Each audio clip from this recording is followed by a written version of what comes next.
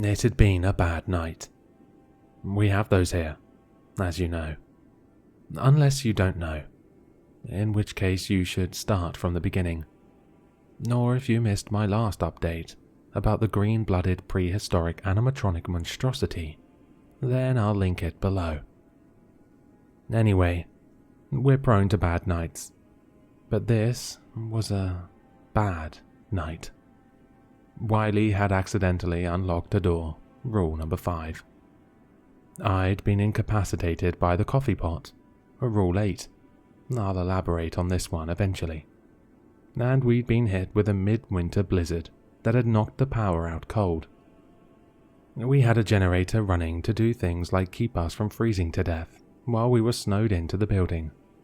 And as I've mentioned before, we're so used to losing power that we've got a whole system for checking people in and out offline. But there's just something extra eerie about the place, with nothing but the dingy emergency lights on. I'm not afraid of the dark, but I'm not a complete numbskull either. So I am afraid of the library when I ought to be, and that night was teeming with reasons. It was just the 3 of us, me, Wiley and Matt, all huddled behind the circulation desk together. There weren't any patrons coming in because nobody could get out of their houses, and although there was plenty we technically could have kept busy with, we'd come to an unspoken agreement that splitting up would be B-movie stupid. So there was nothing left for us to do but wait it out and talk. Matt isn't a particularly conversational guy, unless he's in the right mood to be, but I guess that night had been enough to bring it out of him. The borderline functional alcoholism too. That's borderline alcoholism, not borderline functional. I'd never seen him drink on the job before, but there was no way we'd see a single other person before we made it out of here, so it didn't really matter. Also, his establishment, his business, above my pay grade to question. He wasn't drunk yet, but he'd been nursing a tumbler of bourbon for the better part of the night, and he was clearly a little less inhibited than usual. "This fucking place," he muttered, raising his glass to me in question. I shook my head. I don't drink, which Matt knows and knew then, but it was the only solace he had to offer me in the moment. "Do you think it will always be worth it?" I asked him, keeping it open. Wiley tried to swipe Matt's glass while he wasn't watching, earning them a swat to the back of the head. I'm fairly sure they were of the legal drinking age, but Matt's always looked at them way too much like his kid to be cool with instilling any bad habits in them. "I don't know if it's ever been worth it," he admitted, "but it's my responsibility now." I stood from my seat, pushing myself up onto the desk so that I'd be fully facing him. "What do you mean, now?" Matt hesitated. "Jesus, I need a smoke," he sighed.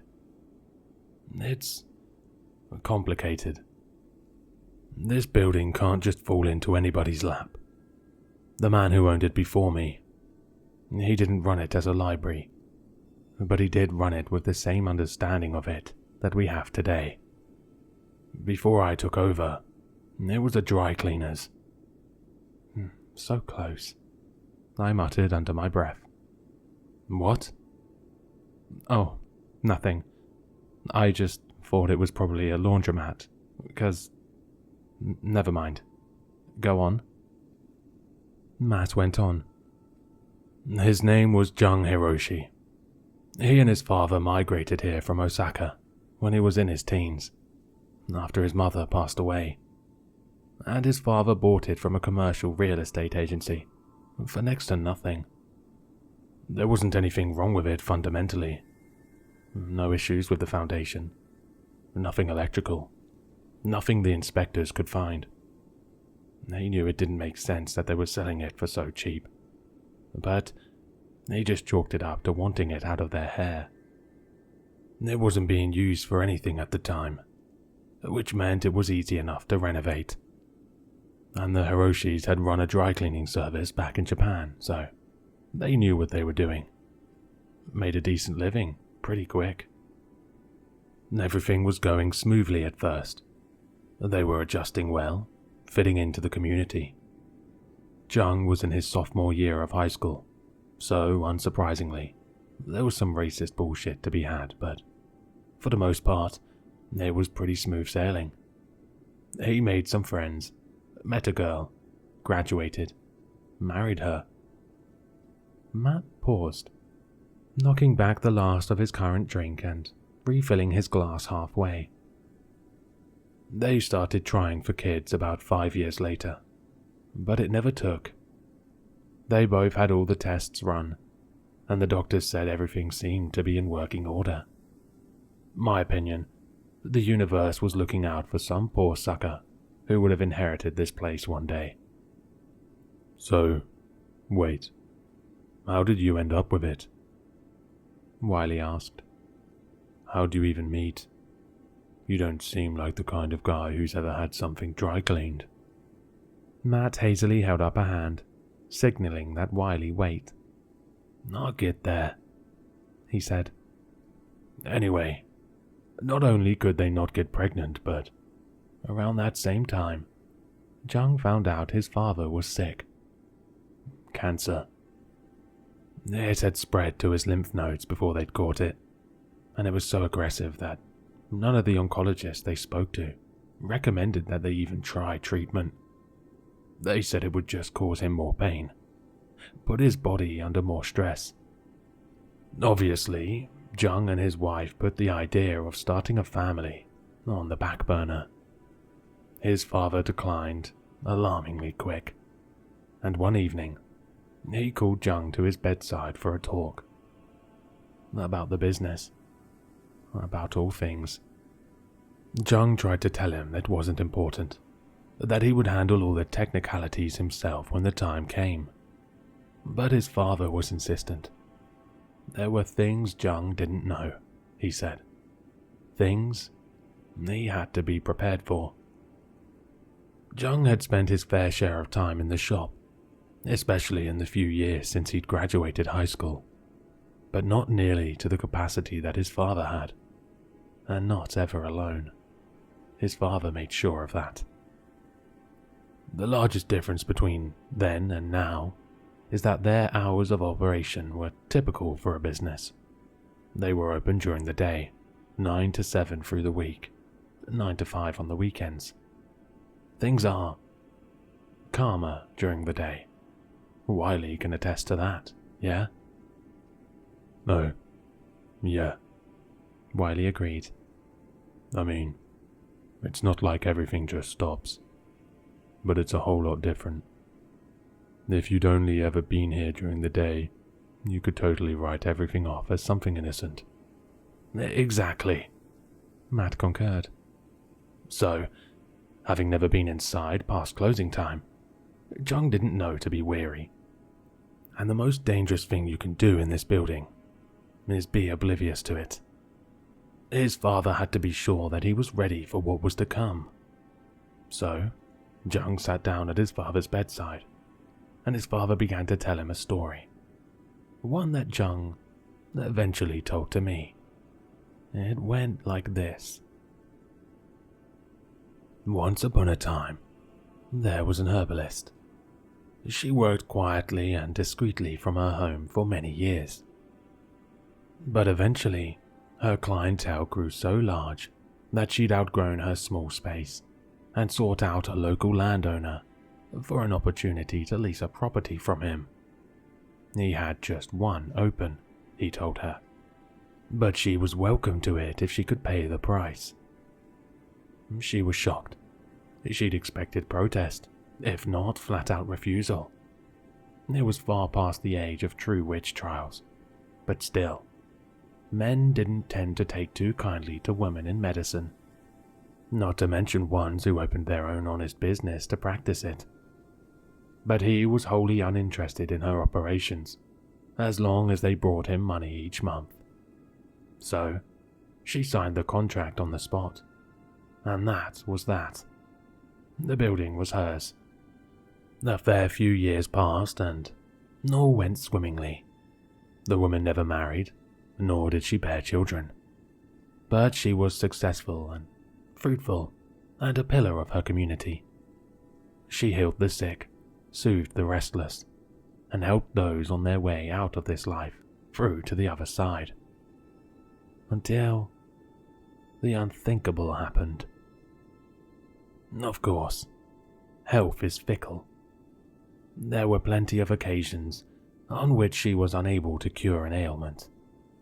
But this was different. One evening, a mother bustled into the apothecary, holding her son to her chest. He was wrapped in a blanket, and the herbalist expected to see an infant. But when his mother lay him down on the work table in the shop, she saw that he was a young boy, perhaps 5 or 6 years old. "What troubles him?" the herbalist asked, rushing to his side. "A fever," the boy's mother replied. "I've bathed him in ice, kept him from food, given him plenty of water. Nothing will bring it down. Please help him." "Of course," said the herbalist. "A bit of willow tincture, and he should be good as new." The boy's mother gripped the herbalist's hand. "Thank you," she said. "I haven't much, but I'll pay what I can." The herbalist waved her off. "I won't hear of it," she insisted. "The work is payment enough." Once she had fetched the tincture, she turned the boy onto his back and wet his lips with a sponge to encourage them to part. He wasn't conscious, but his frail body complied, his tongue darting out to catch the moisture. "Very good," the herbalist encouraged, though she was sure the boy couldn't hear her. Swiftly, she unscrewed the tincture's dropper cap and squeezed the top to fill the syringe, lifting it to the boy's open mouth and releasing it at a gradual but steady pace. "Is that it?" his mother asked after a moment. "It is," the herbalist confirmed. "He should wake, improved in a couple of hours. If his fever rises again, bring him back to me." The mother and son took their leave. They had only been gone less than an hour. However, when they returned, the mother frantic, the boy convulsing in her arms, and Matt shook himself out of the retelling, eyes downcast, and chugged down another few fingers of bourbon. "Well," he said, "you can probably gather the rest. Anyway, turned out the son was deathly allergic to salicin, which is the active ingredient in willow bark. Killed him as soon as it set in." "Shit," Wiley whispered, fist pressed to their mouth. "Yeah." Matt laughed humorously. "Shit. Now, the woman, his mother, didn't seek persecution against the herbalist. She was devastated, obviously, but she knew no internal harm had been done." "How?" I asked. "Why didn't she think her son had been poisoned or something?" "Because," Matt explained, "the herbalist took some of the tincture in front of her to prove that nothing in it was toxic, and when that still wasn't enough to completely convince her, she asked to take some herself. Apparently, she said at least she'd be with her boy if it killed her, but it didn't, of course. And as fucked up as she was about the whole thing, she wasn't willing to cast blame where it wasn't due. But it was a village, a small one at that. Word travelled quickly, and soon there wasn't a person within earshot who didn't know the woman's son had died at the hands of the herbalist. So, of course, She was ostracized from the community as a whole, which meant what? No income, Wiley guessed. Matt shook a finger at them pointedly. That's right. No income. Nobody was paying or trading for her tinctures or balms or teas anymore, and there was only so much she could forage, especially in winter. She was on her way to starving to death quick, and she'd made her peace with that fact. In her eyes, it was her penance. She knew she hadn't killed the kid on purpose, but she still believed she deserved her suffering for taking the life of an innocent. So, she resigned herself to her fate. But then, as the herbalist slept, she dreamed. And in her dream, there was a figure, tall and lean and shadowy black. It approached her as she was in reality, lying on her side in her bed, and brushed a lock of her fragile hair away from her ear. I am the scorekeeper, it rasped, hot breath trickling down her neck. I was called to pay you a visit.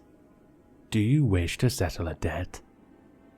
The herbalist watched her own unmoving body from above, well aware that she wasn't awake, but wishing still that she could communicate somehow.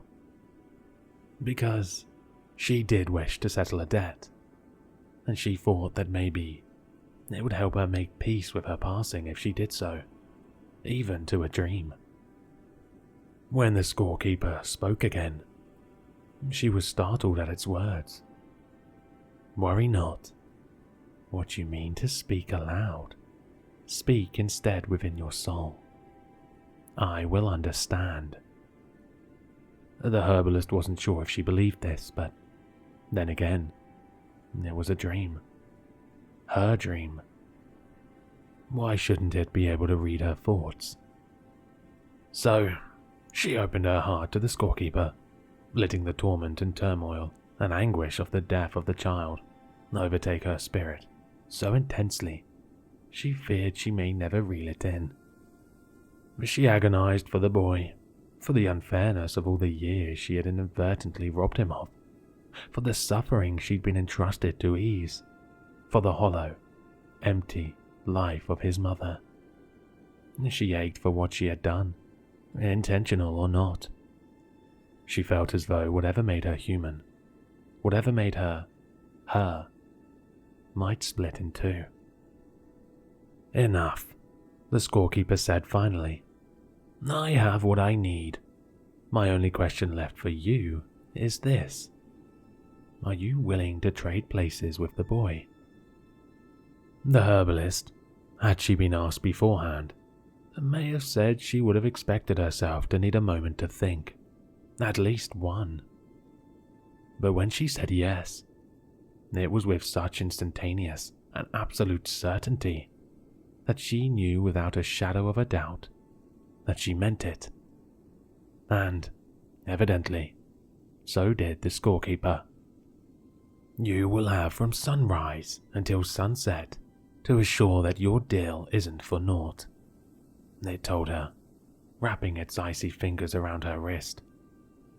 The boy will need to be unburied if he isn't to suffocate when the exchange is made. Luck be with you. The herbalist woke. Dead, frostbitten tissue encircled her arm.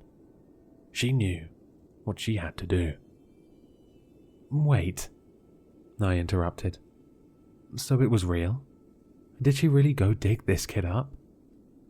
Matt polished off his glass again. Yep, he said. He'd just barely started decomposing, thankfully. Still totally intact. So she dug him out. I wrote a letter to his mum detailing everything that had happened. I took him home in a wagon and left it outside the door. When she went to sleep that night, she didn't wake up. But he did, Wiley guessed. Bingo. Damn. A particularly strong gust of frigid wind howled past the windows, and I looked up to a confirmation that the snow didn't plan to ease any time soon. Damn. I mean, this is, weird. Even for here. Even for us. A dead kid just coming back to life. I don't know, man. Matt shrugged his shoulders. Believe it or not, it happened. And the reason Jung's father told him the whole story was because it was about to happen again. See, he'd met the scorekeeper, and he was ready to make his own deal. He'd ended up eventually talking to the realtor who'd sold him the building, and he found out a thing or two about its prior tenants. Namely, nobody ever stayed. It took the right kind of person to put up with the things going on here, and usually the people in commercial business weren't it. It had been sold to him for so little, he learned, because it had been vacant for so long that the company was about to cut their losses and have it bulldozed. Historical value be damned. Of course, all the realtors in the agency had started spreading their own little ghost stories, but they didn't know anything. Not really. The scorekeeper, as it turned out, only showed itself to the people who were contractually responsible for the building, and who it knew it could proposition with a deal. So, when it approached Jung's father, it told him the story of the last deal it had made, what felt like lifetimes ago. Well, showed him, more like. When the scorekeeper got close enough, it put its hand on his forehead and projected its exchange with the herbalist, almost like a movie into his mind's eye. That, and everything that had followed. Once a certain kind of sacrifice has been made in any given spot, something about it changes. The scorekeeper showed Jung's father the evolution of this place, the renovations and the partial demos, and the reconstructions, and all the nasty, nightmarish shit that had been drawn here since the first time somebody willingly gave their life inside. When it was over, he knew what his own deal would be, and that he was going to take it, as long as his son complied with his ultimatum. What the scorekeeper offered him was a grandchild, one that he would never meet. His life in exchange for his son's ability to have a baby. He was dying already, but even if he hadn't been, he said he'd have taken it. All he asked in return was that Jung promised to get away, sell the building, leave the state, or hell, the country if he wanted to. Just go somewhere that the baby could never be exposed to this place. Jung still didn't believe it, still thought his dad was just on the brink of death and delusional. But he agreed, just to humor the old man, and that was that. Until he spent his first and only night here alone. I don't know exactly what happened, what he saw. I didn't ask. But I know he was here later than he ever had been before, running reports. And after whatever happened, he never set foot inside again. The next week, his father passed. The week after that, his wife got a positive pregnancy test. He listed the building the same day. Had all the equipment cleared out, locks changed, the whole nine. And I just happened to be the first unlucky fucker looking for a spot. Before he signed the title over to me, he asked me a bunch of weird-ass questions. If I had a family, if I ever planned to, if anybody was dependent on me. He kept saying he didn't want to do this, that he wouldn't if he had any other choice, but he had to take the money. And then he told me everything. I thought he was off his rocker, of course. Or just trying to fuck with me. I basically told him to stick it where the sun don't shine, and gave him his check. Didn't take me long to realize I'd fucked up. He gave me his number when we met, and told me to call if I had any questions, but warned me that the deal was final. I don't know what made me keep it, but I thank my lucky fucking stars every day that I did. He didn't have a lot of advice for me, seeing as how he didn't actually experience much of what went on firsthand. But at the very least, he could assure me I wasn't on my last marble. And that was more comfort than I could have asked for at the time. He tried to talk me into just letting this place rot, but I knew I couldn't. Somebody would have come sniffing around eventually. And I'm not broke, but I'm not impervious to a high enough offer either, which I knew I'd get eventually if I just let it sit here. Believe it or not, I've got one or two morals, and they wouldn't let me pawn this bullshit off on anybody else. Jung's situation was different. If I'd been in his shoes, I would have done the same. He had a wife to look out for, and a baby, and a future. But I just had me, so I kept it. And now it's just like, people need this place, you know? So, here we are, and I've dragged you into it with me because, I don't know, maybe I'm a pussy, or maybe I was lonely, or maybe I'm just a fucking bad person. But you don't leave. None of you ever leave, even when it gets bad. And I think maybe that's because I do an okay job of keeping you safe. So, I'll keep at it as long as you will. And when we've all decided we can't take it anymore, then we'll reevaluate, I guess. Matt was beginning to slur a little now, and he took one last long drink before sliding his glass down the counter. We still talk from time to time. Jung pretends it's just to catch up, but he's really checking in, keeping tabs, making sure I haven't died. I ask him how the family is. He asks how work's going. I tell him everything's fine, and that's just understood code for I'm alive. We're all still alive. Feels like it ought to count for something. It does. Wiley's voice was slightly strained, and they cleared their throat, clapping a hand gently on Matt's shoulder. It counts for a lot. And hey, if we didn't want to be here, we wouldn't. Okay? None of us. Right, Adam? Yeah, I agreed. Yeah, that's right. I hate to break it to you, but I think you're pretty well stuck with all of us at this point. The corner of Matt's lip tilted up. He blew a breath of laughter out of his nose.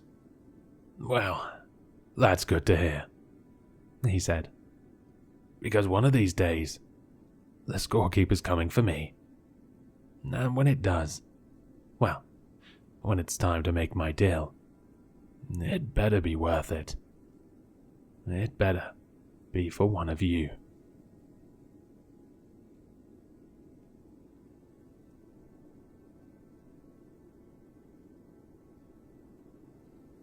Hello, sinister listeners. If you've enjoyed this story, then you'll find all the author's information in the description below. For more content, be sure to like, comment, and subscribe to succumb to the sinister.